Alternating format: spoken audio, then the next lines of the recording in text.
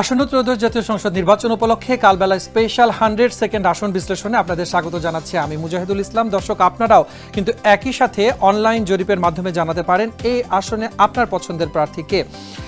ইতিমধ্যেই কালবেলা অনলাইন জরিপের যে লিঙ্কটি এটি কিন্তু ওপেন করা হয়েছে এবং এই লিঙ্কে আপনারা সরাসরি ভোট দিয়েই জানিয়ে দিতে পারেন যে কক্সবাজার 1 বাংলাদেশ জাতীয় সংসদের 294 আসন, এই আসনটিতে কে হতে যাচ্ছেন বিজয়ী প্রার্থী। আমরা এক নজরে দেখে নেব যে কোন প্রার্থীরা এই আসনটিতে প্রতিদ্বন্দ্বিতা করছেন, তারা কোন প্রতীকে এই আসনটি থেকে প্রতিদ্বন্দ্বী প্রার্থী আছেন।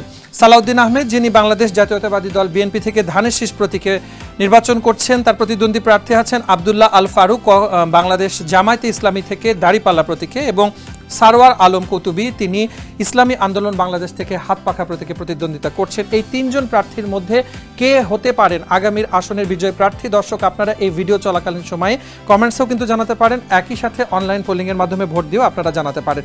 এই আসনটি কক্সবাজার চকরিয়া উপজেলা এবং পেকুয়া উপজেলা নিয়ে গঠিত হয়েছে এবং এই আসনটিতে এবারে ত্রয়োদশ জাতীয় সংসদ নির্বাচনে মোট ভোট আছে 5,40,490।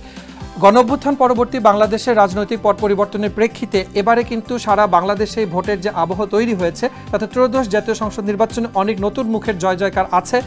সিনিয়র যারা রাজনীতিবিদ আছেন তাদের সাথে নতুন অনেক মুখ, তারা বিভিন্ন আসনে প্রতিদ্বন্দ্বিতা করছেন এবং এই আসনেও আছেন। আপনার দৃষ্টিতে কে হতে পারেন এই আসনে বিজয়ী প্রার্থী, সেটি দ্রুত কমেন্টসের মাধ্যমে আমাদের এই ভিডিওর নিচে আপনারা জানিয়ে দিতে পারেন। এই ছিল আজকের আসন বিশ্লেষণে। দেখা হবে নতুন আরেকটি পর্বে, থাকবে নতুন সংসদীয় আসন এবং তার সংশ্লিষ্ট তথ্যের বিশ্লেষণ। সে পর্যন্ত কালবেলার সাথে থাকুন।